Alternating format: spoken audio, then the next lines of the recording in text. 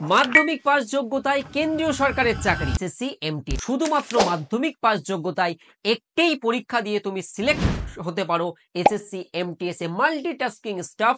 কেন্দ্রীয় সরকার সেন্ট্রাল গভর্নমেন্টের বিভিন্ন ডিপার্টমেন্টে তোমার পোস্টিং হবে। এই ক্ষেত্রে তোমাদের ম্যাথস এবং রিজনিং এটা শুধুমাত্র qualifying in nature, cable pass করতে হবে। এর সাথে সাথে জিকে, জিএ এবং ইংলিশ, এই দুটোতে তুমি যত বেশি মার্কস তুলতে পারবে মেরিট লিস্টে তুমি জায়গা করতে পারবে। কেননা ম্যাথস আর রিজনিং কোয়ালিফাইং ইন নেচার, তোমাকে শুধু পাস করতে হবে।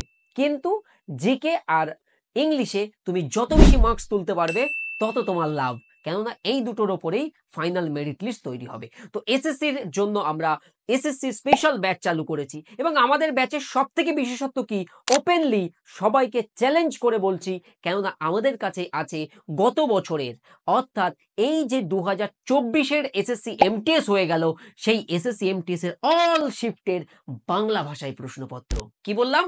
বাংলা ভাষায় প্রশ্নপত্র, একদম অথেন্টিক অফিসিয়াল কোশ্চেন্স পেপার, যেটা আমরা আমাদের কাছে এত ছাত্রছাত্রী পড়াশোনা করে সবার থেকে আমরা সংগ্রহ করেছি, করে সেখান থেকে প্রশ্ন তুলে নিয়ে তোমাদের টেস্ট সিরিজ তোমাদেরকে ক্লাসে প্র্যাকটিস করানো হবে। যে কারণে আমাদের এসএসসি ফাউন্ডেশন ব্যাচ যে কোনো সবার থেকে বেস্ট।